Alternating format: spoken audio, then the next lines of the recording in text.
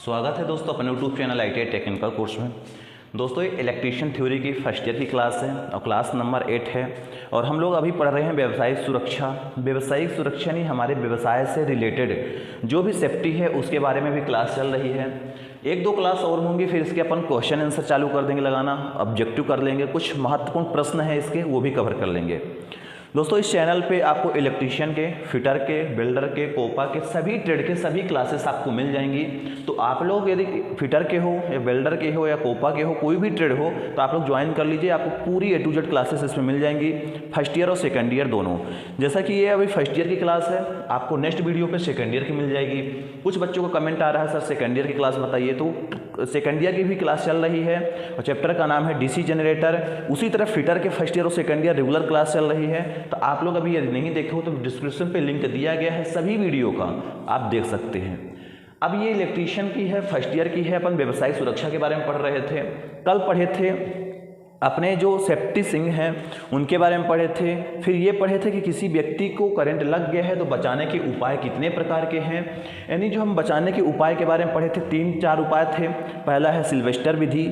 Sylvester विधि में ये पढ़े थे कि यदि व्यक्ति के पीठ पे या सीने पे, सिल्वेस्टर विधि में व्यक्ति के सीने पे छाले पड़ गए हैं, करंट लग गया है तो उसको पीठ के बल लिटाया जाता है। उसी प्रकार सैफर विधि में यदि व्यक्ति के पीठ पर छाले पड़ गए हैं, पीठ में चोट लग गई तो उसको पेट के बल लिटाया जाता है। तीसरी विधि थी मुंह से मुंह विधि। किसी व्यक्ति को हम जल्दी सांस देने के लिए सबसे प्राथमिक विधि है, उस व्यक्ति को मुंह से मुंह विधि देना चालू कर देते हैं ताकि वो जिंदा हो जाए। ये देख लो, ऐसी प्रक्रियाएं होती हैं। चौथी आर्टिफिशियल थी। आर्टिफिशियल मैंने बताया था कि आर्टिफिशियल में कृत्रिम श्वसन विधि द्वारा जो आर्टिफिशियल में हम लोग मशीन के द्वारा भी किसी व्यक्ति को जीवित कर सकते हैं, ऑक्सीजन दे सकते हैं। क्योंकि जब करंट किसी को लगता है तो उसको सबसे पहले ऑक्सीजन की कमी होती है, खून का बहाव यानी रक्त जो प्रवाह होता है शरीर का वो बंद हो जाता है, इसलिए मृत्यु की संभावना बहुत जल्दी हो जाती है। तो इसलिए सबसे पहले हम लोग कुछ प्राथमिक उपचार करना चालू कर देते हैं, उसको बचाने की कोशिश करते हैं। जब तक डॉक्टर हमारे पास नहीं आ पाता या जब तक हम उसको डॉक्टर के पास नहीं पहुंचाते तब तक हम अपने जानकारी के अनुसार, यदि मुझे नॉलेज है कि हम उसको कैसे बचा सकते हैं तो हम बचा सकते हैं। तो ये मैंने कल चारों करवा दिया था, सिल्वेस्टर विधि, सैफर विधि, मुंह से मुंह विधि और एक कृत्रिम वाला।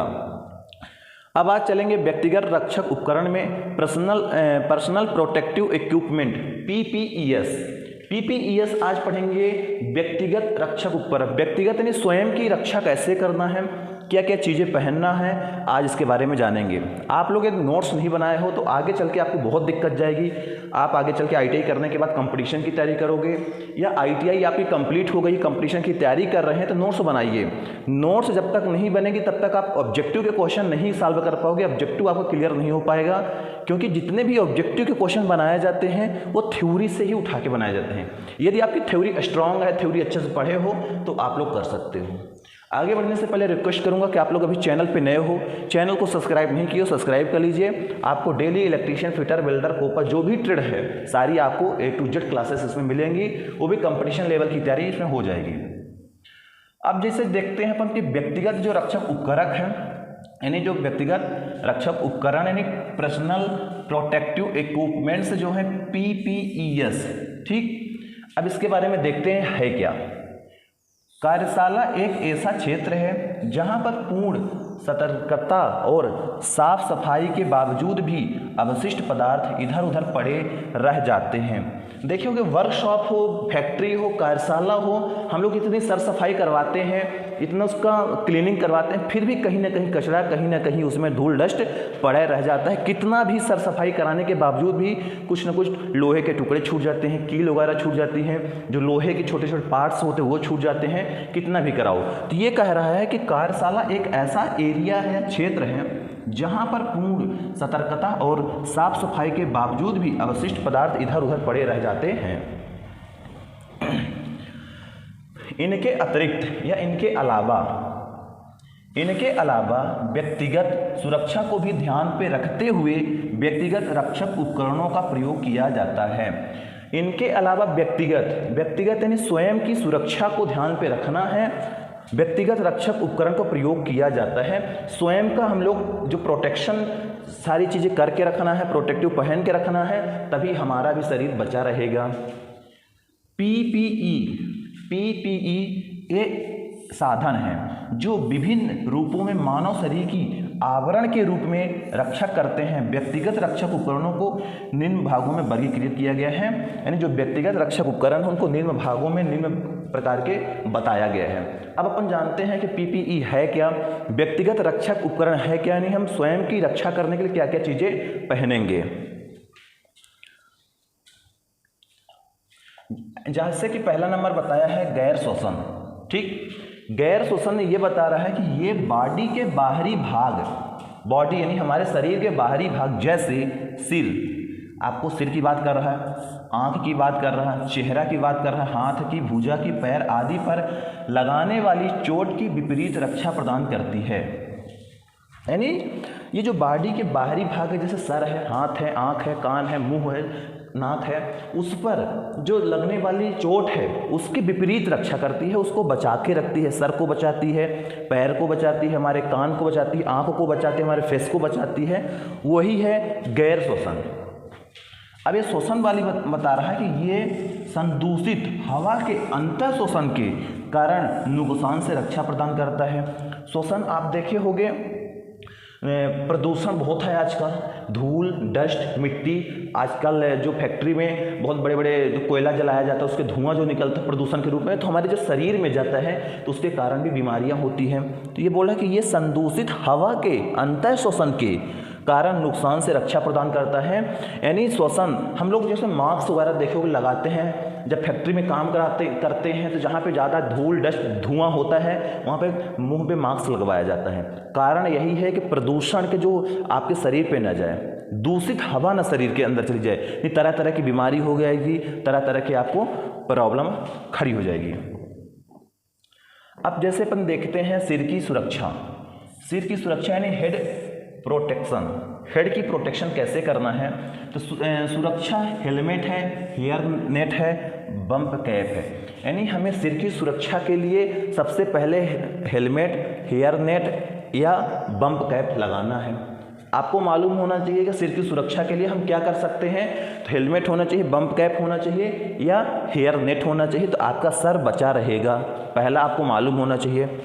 श्वसन की सुरक्षा यानी हमारे श्वसन, मुंह की सुरक्षा, नाक की सुरक्षा, सांस लेने की सुरक्षा, गैस रेसिपिरेटर, पनात्मक दाब शक्ति रेसिपिरेटर, स्वचालित श्वसन उपकरण आदि लगाते हैं। अपन लोग देखते हैं जिसको मास्क वगैरह बोलते हैं, बिल्कुल उसमें बिल्कुल पैक होता है, पूरा आपका इतना से इतना कवर रहेगा, जिसके कारण आपको प्रदूषित हवा आपके शरीर पे नहीं जाएगी और आपको किसी भी प्रकार की बीमारी नहीं होगी। यही बोला श्वसन की सुरक्षा। श्वसन यानी सांस लेने की सुरक्षा भी हम कर सकते हैं। तीसरा नंबर है आँख की सुरक्षा। आपको मालूम होना चाहिए कि हमें आँख की सुरक्षा के लिए क्या करना है, सर की सुरक्षा के लिए क्या करना है, श्वसन की सुरक्षा के लिए क्या करना है। अब बता रहा है कि आँख की सुरक्षा, आई प्रोटेक्शन यानी सुरक्षात्मक चश्मा, हस्त स्क्रीन चश्मा। देखे होंगे आजकल जब हम लोग वेल्डिंग करते हैं एक ब्लैक कलर का गोगल पहनते हैं, चश्मा पहनते हैं, या एक हस्त स्क्रीन लेते हैं, इसे हाथों में एक स्क्रीन ले लेते हैं, फिर वेल्डिंग करते हैं। आप कहीं और ग्राइंडिंग कर रहे हैं, कोई पार्ट को काट रहे हैं, कुछ ऐसा काम कर रहे हैं जो आपके आंखों में उसके कण, उसके धूल डस्ट पड़ने वाली है, तो आप इस चश्मा या हस्त गोगल्स को यूज करके आप अपने आंखों की सुरक्षा कर सकते हो। फिर नेक्स्ट बोला है कि चेहरे की सुरक्षा। चेहरे की सुरक्षा यानी फेस प्रोटेक्शन, यानी जो फेस है फेस शील्ड का यूज किया जाता है। हमारे पास एक फेस शील्ड आता है जिसमें से चश्मा लगा लोगे और पूरा हमारा चेहरा पैक हो जाता है, थोड़ा थोड़ा दिखता है, उसमें भी चश्मा लगा लोगे पूरा पैक हो जाएगा। फेस शील्ड बोलते हैं, फेस लॉक, पूरे फेस को शील्ड कर देता है, लॉक कर देता है। नेक्स्ट है 5वां नंबर श्रवण की सुरक्षा यानी हेयरिंग प्रोटेक्शन जो होता है, year bulb, muff, ear plug आदि लगाते हैं। देखिए कानों में जब बहुत ज़्यादा नॉइज़ होती है, बहुत ज़्यादा आवाज़ होती है, फैक्ट्री हो गई, कहीं भी वर्कशॉप हो गया, बहुत ज़्यादा आवाज़ के कारण आदमी का सर दर्द करने लगता है या और प्रॉब्लम होने लगती है, तो एक आता है कानों पे इतने बड़े बड़े रुआ टाइप के, उसको लगा लेते हैं ताकि बाहर की आवाज़ ना सुनाई दे, तो आप भी अपने आसानी से काम कर सकते हो। इसको बोलते हैं ईयर प्लग। ईयर प्लग जो होता है तो ऐसे लगा होता है, उसको डाल लेते हैं। जैसे आप लोग आजकल ईयरफोन लगा लेते हो, गले पे लटका रहता है, ईयरफोन लगा लिए, जब आपको निकालना हो निकाल के छोड़ दिए तो लटकने लगता है। नेक्स्ट है त्वचा की सुरक्षा, यानी स्किन की हमें सुरक्षा प्रोटेक्शन कैसे करना है, तो बैरियर क्रीम का यूज करते हैं। त्वचा आजकल हमारे क्या होता है, जब हम लोग कंपनियों में काम करते हैं तो वहाँ के प्रदूषण के कारण, वहाँ के एटमॉस्फेयर के कारण हमारे त्वचा में खुजली होने लगती है, फोड़ियाँ पड़ने लगती हैं, या कुछ और बीमारी हो जाती है। तो उसके लिए अपन लोग क्या करते हैं, बैरियर क्रीम आती है, बैरियर क्रीम लगा लेते हैं, तो त्वचा में किसी भी प्रकार की प्रॉब्लम नहीं आती। कुछ लोगों को दिक्कत होती, खुजली होने लगती है, या अलग अलग तरह की खुजलियाँ और फोड़िए, या लाल पड़ जाते हैं, या कुछ और हो जाते हैं, धब्बे पड़ जाते हैं, उनका भी बैरियर क्रीम लगाकर यूज कर सकते हैं। 7वां नंबर बोला शरीर की सुरक्षा, बॉडी प्रोटेक्शन, इंडिको jacket, coat, apron coat, body cover लगा लो, या एफ्रॉन कोट आती है सामने पहन लो, लेदर की होती है, या इंडिको जैकेट पहन लो। तो तरह तरह इंडिको जैकेट यानी पूरा ऊपर से नीचे तक पैक कर देता है। कोट होती है, एफ्रॉन होती है जो सामने फ्रंट में बांध के अपन वेल्डिंग वगैरह करते हैं, तो उसका स्पॉट हमारे शरीर पर नहीं पड़ता, नहीं तो हमारी शरीर जल जाती है। तो शरीर की सुरक्षा के लिए बता रहा है कि आप शरीर की सुरक्षा के लिए बॉडी कवर का यूज कर सकते हैं, कोट का उपयोग करते हो, एफ्रॉन का यूज कर सकते हो। 7वां नंबर बोला है कि हाथ और भुजा की सुरक्षा के लिए hand and arm protection, fibre दस्ताने यूज कर सकते हो, पीवीसी फैब्रिक यूज कर सकते हो, ग्लव्स यूज कर सकते हो, रिलवस यूज कर सकते हो, आर्मी प्रोटेक्टर आदि यूज कर सकते हो। यानी हाथ को हमें बचाने के लिए, हाथ भुजा को बचाने के लिए ग्लव्स का यूज कर सकते हो, पीवीसी फैब्रिक का यूज कर सकते हैं। तरह तरह के आता है, ये डिसाइड करता है कि आप केमिकल में काम कर रहे हो या मैकेनिकल में काम कर रहे हो, तो उसके लिए अलग अलग ग्लव्स आते हैं। तो ये हाथ बचाने के सुरक्षा उपकरण हैं। नेक्स्ट है पैरों की सुरक्षा। हमें पैर की सुरक्षा के लिए ढकने की पट्टी, एल्किनोनेट, सुरक्षा बूट, जूते पैर पहन सकते हैं। आपको हर एक इंडस्ट्री में सेफ्टी शूज दिया जाता है पैर की सुरक्षा के लिए। तो ये जो 8 से 9 पॉइंट हैं आपके शरीर के प्रोटेक्शन बता रहा है कि आप अपने शरीर को कैसे कैसे बचा सकते हो। सिर को बचाने के लिए टोपी हेलमेट का यूज करोगे, श्वसन के बचाने के लिए मास्क का यूज करोगे, फिर आँख को बचाने के लिए चश्मा हस्त का यूज करोगे, स्क्रीन चश्मा यूज करोगे, चेहरे के लिए फेस शील्ड का यूज करोगे, कान में यदि ज़्यादा आवाज़ आ रही है ईयर प्लग का यूज कर लोगे, त्वचा की सुरक्षा के लिए बैरियर क्रीम लगा लो भैया, शरीर की सुरक्षा के लिए इंडिको जैकेट, कोट, एफ्रॉन का यूज कर लो, हाथ भुजा की सुरक्षा के लिए ग्लव्स वगैरह यूज कर लो, पैर की सुरक्षा के लिए शूज का यूज कर लो। तो ये अपना खुद का सुरक्षा करने का बता रहा है कि आप क्या क्या यूज कर सकते हो, क्योंकि मालूम नहीं होता कुछ लोगों को हमें हाथ की, आँख की, अपने पेट की, अपने शरीर की, अपने घुटने की बचाव के लिए क्या किया जाए। तो ये सारी चीज़ पहले आपको बता दिया है। अब इसके बाद चैप्टर का समाप्त होता है। अब अपन जो पढ़े हैं 4 से 5 दिन, इनके कुछ महत्वपूर्ण सवाल हैं। अभी जो महत्वपूर्ण सवाल हैं यहीं से आपके कंपटीशन लेवल हो गया, ITI लेवल हो गया, जितने भी अदर तरह के कंपटीशन पेपर होते हैं, इंटरव्यू में सवाल यही तरह के पूछे जाते हैं, इसी तरह के इंटरव्यू में सवाल मिलेंगे। तो आइए अपन एक एक करके इसको पढ़ते जाएंगे और आपको बिल्कुल समझ में आ जाएगा। 1 लाइन बाय लाइन दिया गया है, आप बिल्कुल जब पढ़ोगे परिभाषा समझ में आ जाएगी। पहला है विद्युत चलित उपकरणों जैसे मोटर, जनरेटर, अल्टरनेटर, कन्वर्टर आदि का निर्माण, अनुरक्षण और मरम्मत का कार्य करने वाला कारीगर विद्युतकार कहलाता है।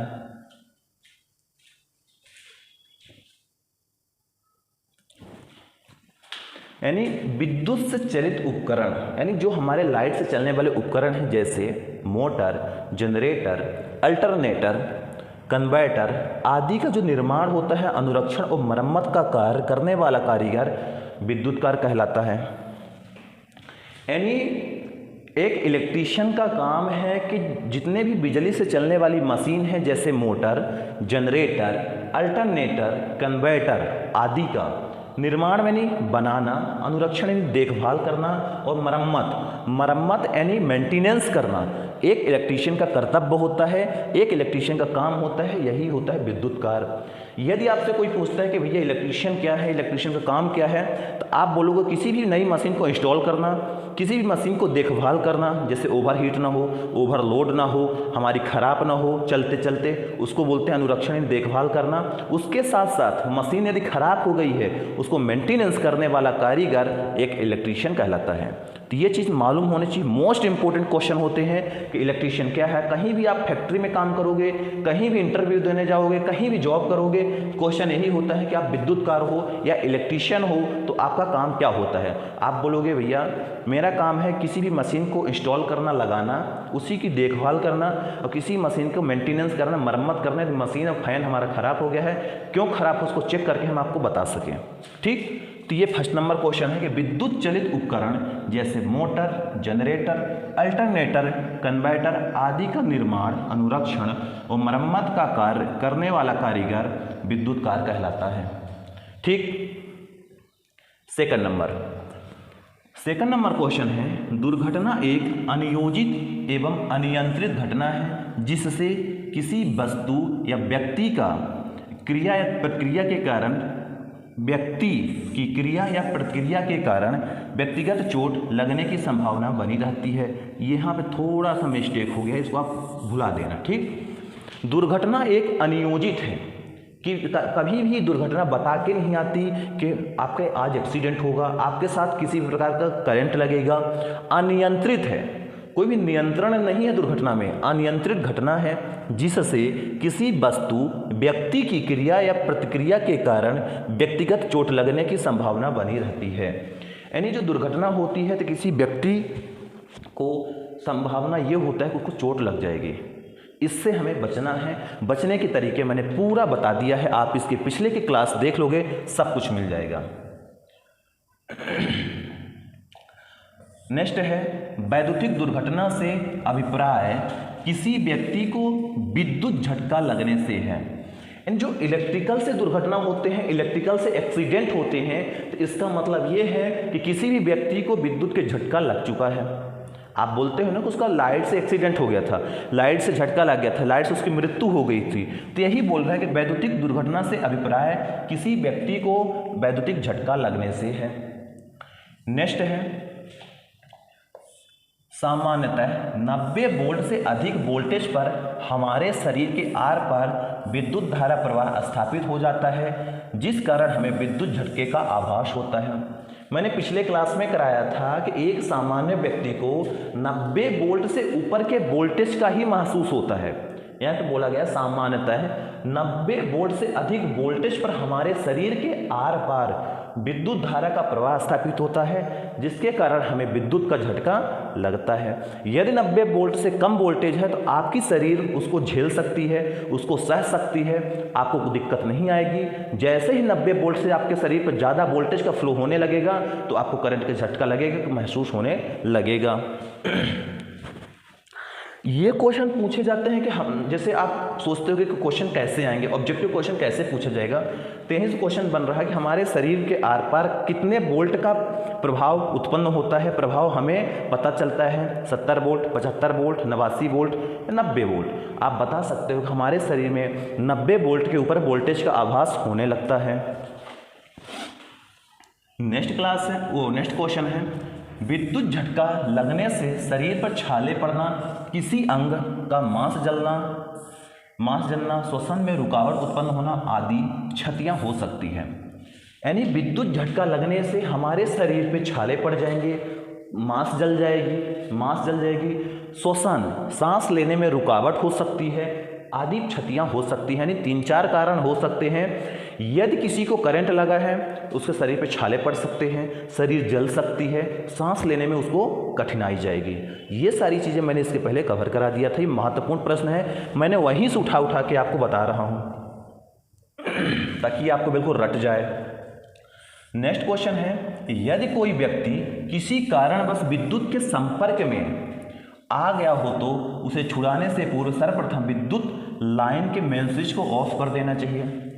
मैंने पढ़ाया था कि यदि किसी व्यक्ति को करंट लग गया है, करंट से चपक गया है, तो सबसे पहले क्या करना चाहिए। तो यहाँ पे बोल रहा है कि सबसे पहले आपको मेन स्विच को ऑफ कर देना चाहिए। मैंने पिछली क्लास में बहुत बेहतरीन तरीके से समझाया था, अब इनको नोट्स कर लो कि यदि किसी व्यक्ति को विद्युत संपर्क में आ गया है, चपक गया है, तो उसको हम बचाने के लिए क्या करेंगे, या उसको पकड़ के खींचेंगे, पहला ऑप्शन। दूसरा ऑप्शन है पानी डाल देंगे। तीसरा ऑप्शन है मेन स्विच ऑफ करेंगे, या इनमें से सभी। तो आप बताओगे सबसे पहले मैं मेन स्विच को ऑफ करूंगा ताकि वो व्यक्ति बच जाए। नेक्स्ट है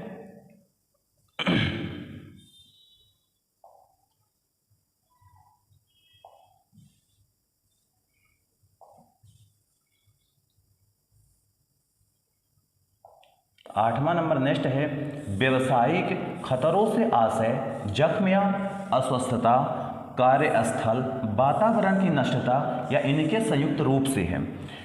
व्यवसायिक खतरा, व्यवसाय यानी हमारा ट्रेड इलेक्ट्रीशियन है। इलेक्ट्रीशियन से रिलेटेड जो खतरे का आशय है, जख्म है, अस्वस्थता है, कार्यस्थल, वातावरण की नष्टता, इसके संयुक्त रूप से है। यानी ये डिपेंड करता है कि जो हमारे व्यवसाय से रिलेटेड एक्सीडेंट होते हैं, वातावरण भी डिपेंड करता है कि वहाँ के माहौल क्या था, वहाँ के लोग कैसे काम कर रहे हैं, इसके कारण भी एक्सीडेंट हो जाते हैं। नेक्स्ट है किसी भी स्थान पर अथवा कार्यशाला में दुर्घटना से बचने के लिए विभिन्न सुरक्षा संकेत उपलब्ध होते हैं। मैंने ये भी बताया था कि किसी भी कार्यशाला में घुसने से पहले, वहाँ जाने से पहले, काम करने से पहले वहाँ के सारे नियम रूल समझना बहुत ज़रूरी है, नहीं तो आपके साथ एक्सीडेंट हो सकता है। यही बता रहा है कि किसी भी स्थान पर अथवा कार्यशाला में दुर्घटना से बचने के लिए विभिन्न सुरक्षा संकेत उपलब्ध होते हैं। और सारे सुरक्षा संकेत मैंने बता दिया है, 4 प्रकार के होते हैं। निषेधात्मक होता है, अनिवार्य होता है, वार्निंग होता है और सूचनात्मक होता है। ये 4 प्रकार के सुरक्षा संकेत मैंने आपको बता चुका हूँ, पिछले क्लास में देख लेना। नेक्स्ट है स्वयं की सुरक्षा की दृष्टि से कार्यशाला में सदैव बूट पहनकर चलना चाहिए। बूट ने शूज, ये बोला स्वयं, हम अपनी स्वयं की सुरक्षा बचाने के लिए वर्कशॉप में हरदम जूते या बूट पहन के ही चलना चाहिए। नेक्स्ट क्वेश्चन है कार्यशाला में चलती हुई मशीन की मरम्मत कभी नहीं करनी चाहिए क्योंकि ऐसा करने से दुर्घटना हो सकती है। कार्यशाला में चलती हुई मशीन, यदि कोई मोटर या मशीन हमारी चल रही है तो उस टाइम पे मेंटेनेंस नहीं करना चाहिए, उस टाइम पे खोलना और जाड़ना या जोड़ना नहीं चाहिए, नहीं तो एक्सीडेंट यानी दुर्घटना हो जाता है। कुछ लोग ये करते हैं कि चलती हुई मशीन में पट्टे फंसाने लगते हैं, चलती हुई मशीन पे उंगली करने लगते हैं, फिर बोलते हैं हाथ फंस गया, उंगलियां कट गई, पैर कट गया, तो ये कारण होते हैं एक्सीडेंट के। तो ये आपको नहीं करना है कि चलती हुई मशीन को मरम्मत नहीं करना, नहीं तो आपके साथ एक्सीडेंट हो सकता है। नेक्स्ट है सभी सूक्ष्ममापी यंत्रों को जंग आदि से बचाने हेतु समय समय पर तेल स्नेहक करना चाहिए। जितने भी सूक्ष्ममापी यंत्र होते हैं उनको जंग से बचाने के लिए हम लोग ऑयल को उपयोग करते हैं, लुब्रिकेशन करते रहते हैं। जैसे आप एक इलेक्ट्रीशियन हो, आपके पास प्लायर है, प्लायर को जंग वगैरह से बचाने के लिए और स्मूथ ऑन ऑफ हो, स्मूथ मूव करे, तो वहाँ पे थोड़ा सा आप ऑयल दे दो। ऑयल दोगे तो आपका काम आसानी से होगा, आपको परेशानी नहीं जाएगी काम करने में। तो इसी प्रकार के जितने भी ऐसे टूल्स हैं जिनको ऑयल दें, जिनको ख़राब हो रहे हैं, उनको जंग से बचाएं ताकि आपका काम आसानी से हो, आपके साथ एक्सीडेंट ना हो। नेक्स्ट क्वेश्चन है तैलीय सतह की सफाई हेतु प्रायः लकड़ी का बुरादा प्रयोग में लाया जाता है। तेली सतह का मतलब होता है हमारे ज़मीन में यदि तेल फैल गया है, वर्कशॉप में फर्श में तेल फैल गया है, तो उसको साफ करने के लिए लकड़ी का बुरादा सबसे उपयोगी होता है, सबसे अच्छा माना जाता है, उससे पूरा तेल साफ हो जाता है। हम लोग कपड़े से नहीं साफ कर सकते, पानी से नहीं धुल सकते। यही बोला कि तैलीय सतह की सफाई है तो प्रायः लकड़ी का बुरादा प्रयोग में लाया जाता है। नेक्स्ट क्वेश्चन है फ्यूज सदैव फेज तार पर संयोजित किया जाता है। आपको अभी ये नहीं मालूम होगा, आप लोग फ्यूज का यूज करते हो, फ्यूज लगाते हो, मगर ये नहीं मालूम होता फेस में लगाना है कि न्यूट्रल पे लगाना है। तो आज क्लियर हो जाना चाहिए कि फ्यूज सदैव फेज वायर पे लगाना चाहिए, यानी लाल कलर पे। आपके घर पे फेज और न्यूट्रल आता है तो हम फेज को फ्यूज से कनेक्ट करते हैं ना, फ्यूज जो लगाते हैं तो फेस लाइन पर ही लगाते हैं। नेक्स्ट क्वेश्चन है विद्युत कार के जूते प्रायः रबर के बनाए जाते हैं। विद्युत कार यानी इलेक्ट्रीशियन वाले जो एम्प्लॉई होते हैं, वर्कर होते हैं, उनके जो जूते होते हैं रबर के बनाए जाते हैं ताकि करंट का झटका ना लगे। नेक्स्ट है सुरक्षा संकेत 4 प्रकार के होते हैं। मैंने बताया था सुरक्षा संकेत 4 प्रकार के होते हैं। पहला निषेधात्मक संकेत, दूसरा अनिवार्य संकेत, तीसरा चेतावनी संकेत, चौथा सूचनात्मक संकेत। सारे कंपटीशन में पूछे जाते हैं, ऑब्जेक्टिव पूछे जाते हैं, ITI के प्रश्न में आते हैं कि सुरक्षा संकेत कितने प्रकार के होते हैं।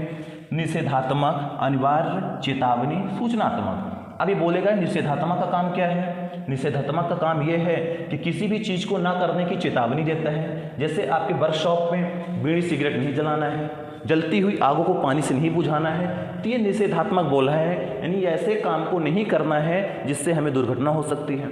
अनिवार्य संकेत, अनिवार्य नहीं, ये बोलते हैं ये आपको करना है, अनिवार्य है ये करना, तभी आपको हम एंट्री देंगे वर्कशॉप पे। हमें टोपी लगाना है, जूते पहने, ग्लव्स पहने, चश्मा पहना, सेफ्टी बेल्ट पहनना है, ये अनिवार्य है, ये अनिवार्य संकेत बताता है। चेतावनी बोलता है कि यहाँ पे भाई खतरा है, चेतावनी मैं आपको दे रहा हूँ कि यहाँ खतरा है, अब यहाँ पे अंदर नहीं आना आपको, ये चेतावनी संकेत है। ये सूचनात्मक संकेत है। आप कहीं मॉल पे गए हो, कहीं फैक्ट्री पे गए हो, कहीं भी काम करने गए हो, ये इन्फॉर्मेशन है, ये सूचनात्मक। कहीं देखोगे एग्जिट का लिखा होता है, निकास, यहाँ से निकलना है। कहीं प्रवेश लिखा होता है, यहाँ से एंट्री करना है।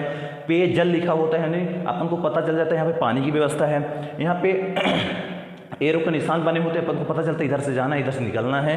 तो ये सूचना देता है, सूचनात्मक चिन्ह। तो हमारे जो सुरक्षा संकेत हैं मुख्यतः 4 प्रकार के होते हैं: निषेधात्मक, अनिवार्य, चेतावनी और सूचनात्मक। ठीक, ये जो 17 नंबर क्वेश्चन है, निषेधात्मक संकेत में लाल रंग का बॉर्डर तथा लाल रंग की क्रॉस पट्टी बनी होती है तथा सफेद पृष्ठभूमि पर काली आकृति बनी होती है। जो निषेधात्मक चिन्ह होता है उसमें जो वृत्ताकार होती है ऐसे, और लाल कलर के बॉर्डर और लाल कलर की क्रॉस पट्टी होती है इस तरह के, और यहाँ पे देखोगे ब्लैक कलर की चित्र बनाया जाता है सिगरेट का। ऐसे देखोगे पेट्रोल पंप में लिखा रहता है मगर ये चीज़ ब्लैक होती है, मतलब वहाँ ये पता है स्मूथिंग नहीं, मतलब ये बोलते हैं सिगरेट जलाना मना है। देखो निषेधात्मक, यानी धूम्रपान करना मना है, ये आप देखे होगे। तो यही बोला है निषेधात्मक संकेत में लाल रंग का बॉर्डर, ये देखो लाल रंग का बॉर्डर है तथा लाल रंग की क्रॉस पट्टी बनी होती है, ये लाल रंग की एक क्रॉस पट्टी बनी है तथा सफ़ेद रंग की पृष्ठभूमि पर ये देखो सफ़ेद रंग पूरा दिख रहा है। काली आकृति बनी होती है, यानी जो आकृति है ये बस काली होती है, ये आकृति काली है जो कि मैंने लाल से बनाया है। ठीक, सारा चीज़ मैंने कवर करा दी है। इसके पहले कि जो स्टूडेंट क्लास देखा होगा उसको कहीं भी दिक्कत नहीं जाएगी, कोई भी प्रॉब्लम नहीं जाएगी, सारे क्वेश्चन आंसर वो करता जाता है। नेक्स्ट है अनिवार्य संकेत। अनिवार्य का मतलब होता है, मैंने बताया था, ये चीज़ आपको करना है, जैसे हेलमेट लगाना है, जूते पहनना है, श्वसन यंत्र पहनने हैं, आदेश का दर्शाया जाता है। अनिवार्य नहीं, ये काम आपको करना ही करना है। 19 नंबर है चेतावनी चिन्ह, यानी त्रिभुजाकार के होते हैं और इनकी पृष्ठभूमि पर पीली होती है। आप देखो कहीं वार्निंग लिखा होता है, खतरा लिखा होता है, तो उसका जो आकार वार्निंग का होता है कुछ ऐसा होता है, और यहाँ पे ऐसे बनाया जाता है। वार्निंग का सिंबल है, वार्निंग कैसे बनाया जाता है, ये चेतावनी देता है, इसका आकार त्रिभुजाकार होता है। नेक्स्ट है कार्यशालाओं में वैद्युतिक शॉर्ट सर्किट, ज्वलनशील पदार्थ की उपस्थिति, विस्फोटक पदार्थ की उपस्थिति आदि के कारण आग लगने का भय रहता है। नहीं, वर्कशॉप में बिजली के शॉर्ट सर्किट के कारण आग लगती है, विस्फोटक के कारण आग लगती है, इसी कारण आग लगने का खतरा बहुत ज़्यादा रहता है। तो आज अपन यही 20 क्वेश्चन तक करते हैं, इसके आगे के क्वेश्चन अपन कल करेंगे। बहुत ज़्यादा क्वेश्चन हैं, टाइम ज़्यादा हो जाता है, अपन इसको नोट्स कर लेना, नोट करने से लिख लेना, लिखने से पढ़ने में दोबारा बहुत अच्छा लगेगा। ठीक, और ये शायद लास्ट चल रहा है, 1-2 क्लास और मिलेंगी आपको फर्स्ट चैप्टर की, फिर इसके बाद द एंड अपन टूल्स पढ़ेंगे, यानी हमारे जो इलेक्ट्रीशियन में कितने प्रकार के टूल्स हैं, सभी टूल्स का यूज क्या है और क्या उनका रख रखाव है। ठीक, मिलते हैं नेक्स्ट वीडियो पे। जय हिंद, जय भारत।